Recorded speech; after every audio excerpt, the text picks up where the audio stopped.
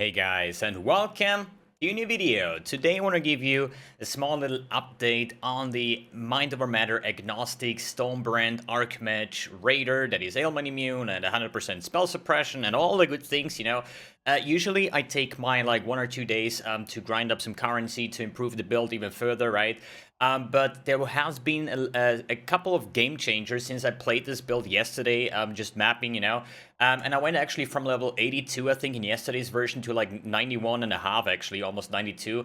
And obviously, I made a lot of discoveries, adjusted my gear a little bit based on the discoveries, and now I'm having a much better time, sometimes even going above 150 stacks on Awakener 8 tier 16 maps, right? So the build is performing actually better than I expected it to be, especially since the investment is still on the kind of budget side, you know. Obviously, what is budget mbX? I mean, I can currently spend round about, I would say, between 10 and 15 exalts. I'm not 100% sure, but mostly because of Arsenal's Touch being like 4 exalts. I don't know what the prices are right now. I just have in my head like what I kind of paid for these kind of items, right? So it was like round about 4 exalts for the Arsenal's Gentle Touch, a +2 Cloak of Defiance with AoE gems, 6 linked for 3 exalts. So I don't know why this is. Some of this mana stacking gear is insanely cheap, and that's why I think this character is so fucking cool. So we have like 4 is like 7x, then like 2x for the Unnatural Instinct. That's what I paid. I think stuff is getting more expensive now. It's like 240 chaos. I bought it like 130, 140 chaos or something like 2 days ago. So there has been a couple changes, but in yesterday's version we were like talking about 5x, 10x or so with those items. Now I invest a little bit more, so I would say maybe like 15 exalts or something, right? I want to be transparent here just because, you know, it's obviously easy to just stick more and more currency into a build and be like, yo, now it's all of a sudden working. But no, this is more about how the character currently performs, as well as what did I change to make it go to that part, right? So, obviously, mana. Mana is a thing that for a mana stacking, like, yo, I'm going to pull out the mbX Sherlock now. More mana makes the character better because it's getting more tanky, it has more damage, and yeah, it's an Archmage build, right? So, yeah. I found this out myself, by the way, that mana actually makes a mana stacker actually better. Now, jokes aside, mana, levels, and mana regen are the 3 keywords for this build.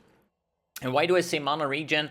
Because usually on my Archmage builds or Agnostic builds, I usually play them as a Pathfinder, not as a Raider. And as a Pathfinder, I do stack hilarious amounts of like flask recovery rate from mana flasks. You know, there's like a lot of keystones on the cluster jewels, or at least notables on the cluster jewels. And at some point, my mana flask gives me like 3,000-4,000 mana per second. So, since this character is not like that, this character is based around 100% mana regen. So the mana flasks itself, if I just activate it, right, and use like this... Wait, why does it not spend any mana right now? Yo, it's a bug. Why does my Arcane Cloak not spend mana? Now it does, okay. But as you see, now even with the flask up, there is like barely any noticeable difference. Like obviously the mana flask regions like maybe like 300-400 mana per second. Let's try this one again. Mana flask is up. I don't really see a big difference between mana flask and no mana flask. So this build, as I say again, is based around mana regen, and we want to get as much mana regen as possible in the tree. I'm definitely going to respec some of these points to get all these like big regen nodes, more regen nodes. I even got regen now on my weapon. I got regen. I think I want to get those on my rings. Like everywhere where I can fit in mana regen is good, because at some point we're going to get to a point where we naturally have so much mana regen that we don't need flasks or mana flask, and we can also then sustain our Righteous Fire like I do now without even dropping mana, because Agnostic will keep us alive. You know, Righteous Fire drains my life, Agnostic fills it up again, and my mana actually barely changes. I mean, you can see that minor degenning just because I'm not having my Cloak of Defiance on. With the Cloak of Defiance, absolutely no problem of sustaining that, right? And this is what we want to reach. We're going to get so much mana regen that we're probably going to regen like 3,000-4,000 mana per second. So all of our Archmage skills and what we're going to use at later parts. Why is this now swapped around? Wait a second. Arcane Cloak over here. Flame Dash over here. And... where's my brand? Brand over here. Now we're back. But as you see, like... mana is definitely an issue on this build, and that's why I'm currently not playing, or still not playing with Righteous Fire. Let me just put this one off, because I don't have a burn immunity flask. Let's go back to our hideout. And the first big game changer was basically the Cloak of Defiance, because Cloak of Defiance says regen 1% mana per second, and that means if you technically have like a 10,000 mana or 6.5k, this is quite some regen, and this is then affected by the mana regen, by, for example, here, mana recovery rate and all these kind of sources, right? And another thing that I changed, which was a game changer, was allocating Mind Drinker. The recover 2% mana on kill is a breeze for mapping. You're never gonna run out of mana.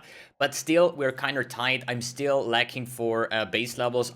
This build, for starting at the Raider point, just needs a ton of skill points, because obviously Alley Overload over here, the Runebinder over here, the Agnostic over here, like all the good things are on the left top side, and you're basically starting on the right bottom side. So a lot of people ask, like, why don't you play Scion instead? Scion would be a viable option, but like for MOM Agnostic builds, there is a lot of like very good mana nodes over here. So even if I would say I'm playing Elementalist, for example, and I would start over here, right, there is still like maybe like 10 points that I need to invest to get into my basic tree, and then I still have to go down here. So it's actually not too many points wasted if you think about that, right?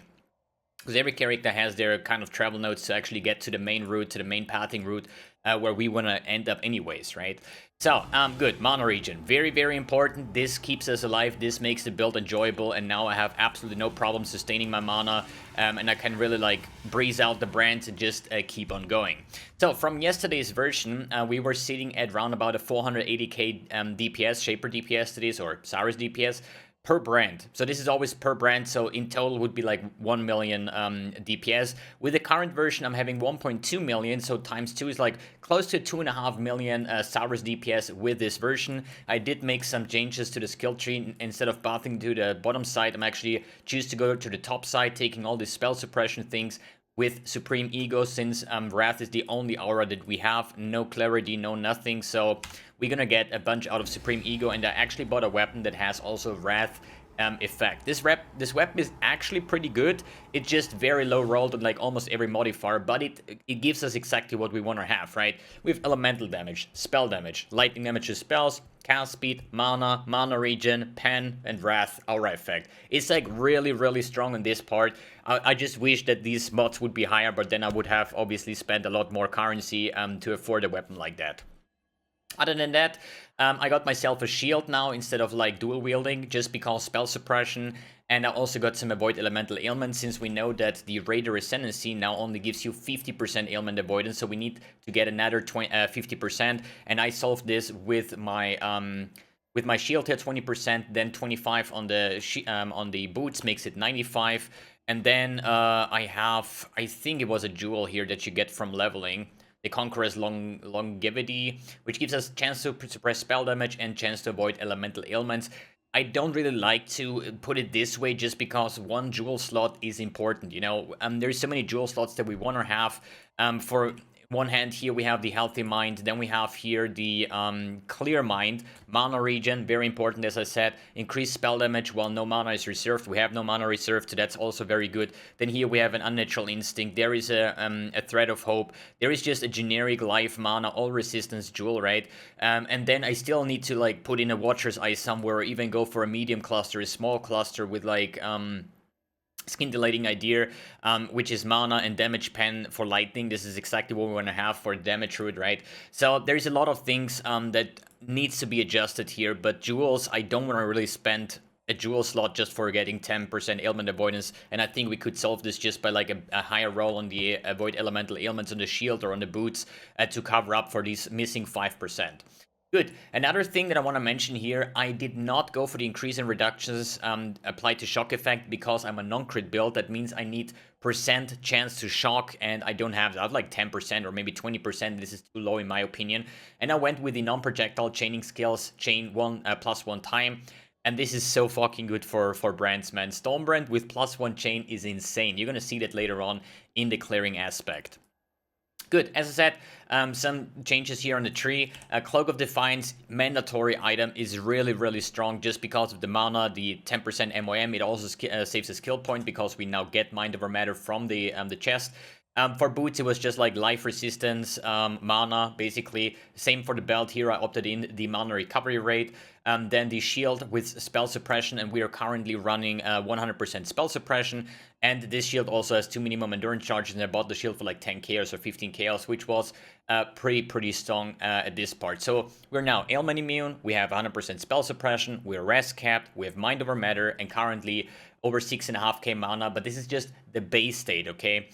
You can get up to like, I think I made a POB just with like kind of perfect gear with like 13,000 mana, which is kinda insane, and that would basically put my survivability plus the damage over the roof in that case, right? Good, anything else that changed here? Not really. Path of Building link is in the description below. I also bought like Awaken Gems now, at least level 1, so since I'm mapping a lot anyways, I'm just buying these level 1, and they are quite cheap, right? I mean, 50 chaos, and you have to think like 30 chaos is probably just to get the 20% quality on it, right? Because these are qualities. So usually Awaken Gems right now are somewhere between 20 and 30 chaos, which is insanely cheap. When it comes to Flask, they are just not made at all, you know. I have like a movement speed and a series. The life flask I don't need just for corrupting blood for now, because, you know, if I'm dying because I lose life, then the flask will probably not save me because I'm agnostic and I'm recovering so much life per second just from the agnostic, right? And you have to think about, once we reach like 10,000 mana, how much life we're gonna get per second from it, right?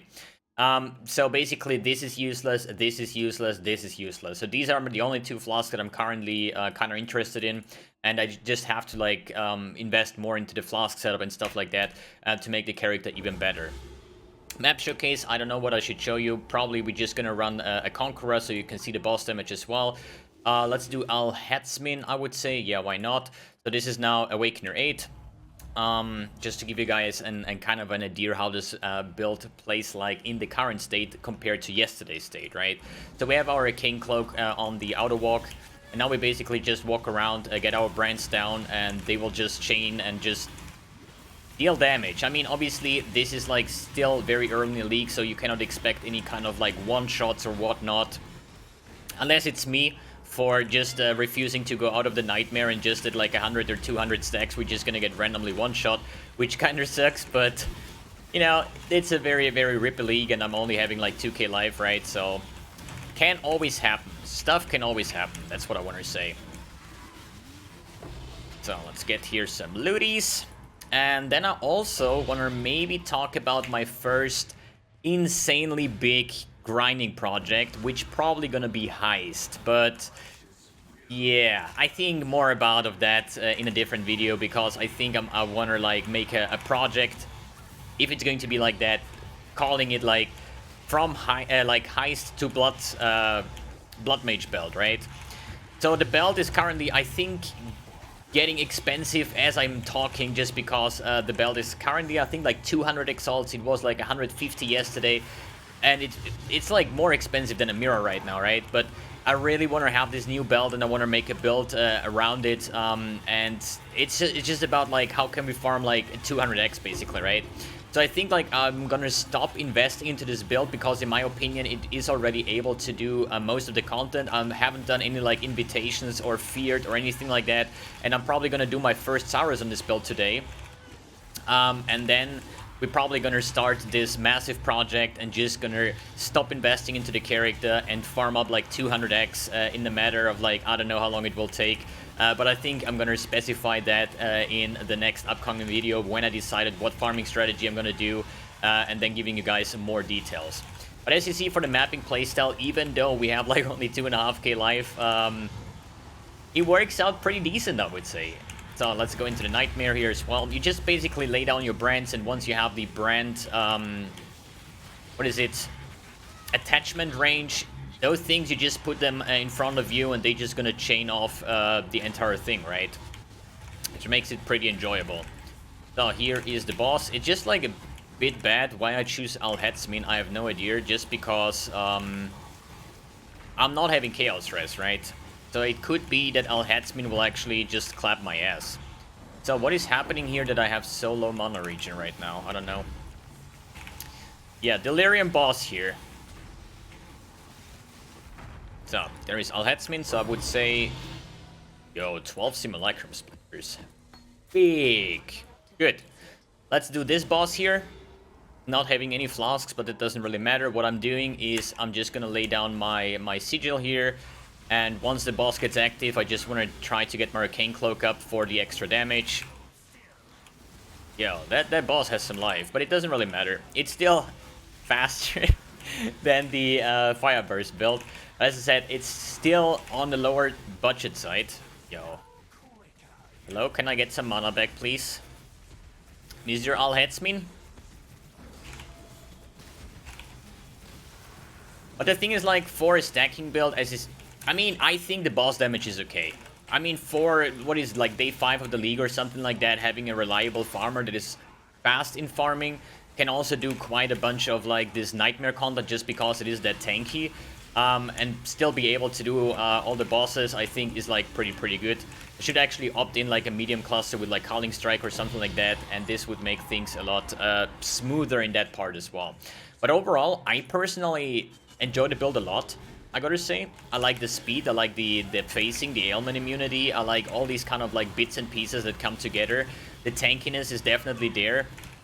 The clear speed is good. I also went into Delph, I did heists, I did like, it just fine for like every kind of content in that regard, right? Let's go a little bit more, a little bit deeper into the Nightmare Realm. Currently, oh, only 30 stacks. It's a bit of better layout here. Because wide open layouts for brand builds work a lot better than these like tunnels or dungeons or like caves and whatnot, because you can just kill off like way more monsters. But usually, I can just, whenever it's filled up, I can go in and I'm not dying too much. I mean, obviously, almost level 92. But yeah, that's all I can say for now. If you're playing this build and you feel like you have mana issues and stuff like that, Cloak of Defiance, like the most mandatory thing, I would say. This is like a game changer, as well as like getting all the kinds of mana regen on rings, on amulets, on like weapon, or whatever you can fit in mana regen is good. Because at some point, as I said, we want to get into like ridiculous amounts of mana stacking or mana regen, and then we don't even have to rely on any kind of flasks on top of that, right? So here's a bigger blue guy.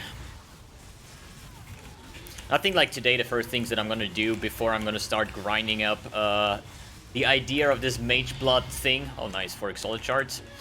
We actually gonna do the other Conquerors, Cyrus, just to see how that goes.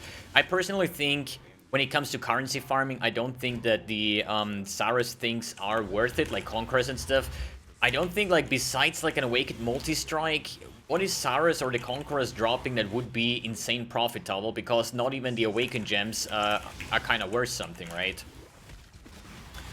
Oh, this like sapping through is like so freaking good. Oh, and since I know that a lot of people will ask me, yo mbX, what is this MTX, man? What is this MTX?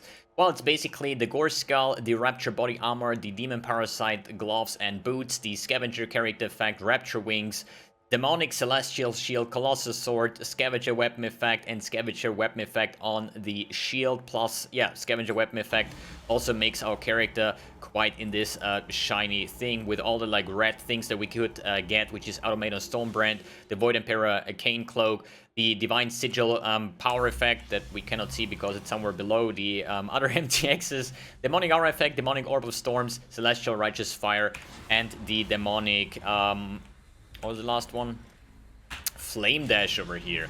But yeah, now it's just about improving, getting more mana, getting more regen, getting your gems up and stuff like that. But I would say, like, besides adding some small things like a Watcher's Eye with like Wrath Pen or something like that, I don't think that I need to invest any more into the character for the current state while doing the stuff that I want to do. Obviously, I have not done any like super endgame crazy content like Simulacrum Wave 30 or something like that. But hey, League Day 5 or 6 of the league, so it's not like the main priority right now. It's just about what is an effective and cheap way to gain currency, and this is what I'm going to try out today. And then I'm gonna update you guys on my farming strategy, what I picked up in tomorrow's video, and then we're gonna start our first project, which is probably like the biggest project that I've done, comparable to the old videos where I've said like, yo, this is my farming strategy, I want to grind up a headhunter, let's do it, you know. And this is probably gonna be the same for the Mage Blood belt. Let me actually check how much the Mage Blood belt is right now. Mage Blood belt goes for 150, 160 exalt. So this shit is expensive. It is really expensive, and it's gonna be a race. How much currency can I do per day without spending any currency, you know? It's a thing. Usually you're always gonna work towards next upgrades, but I think I'm gonna stay with this like 10-15 exalts investment where I can comfortably do all content, even though it's not one-shotting bosses or something like that. But as soon as you stop investing in your character and all you find is pure profit, then you're gonna farm quite a lot of currency in a reasonable amount of time. It's just about what strategy we're gonna use for what can I do for like a week straight to gain to grind up like 150 exalts, because this is like a lot of currency just for a belt that I have never played before, but I just want to have it. Alright guys, thanks for tuning in, thanks for watching, and see you in the next video.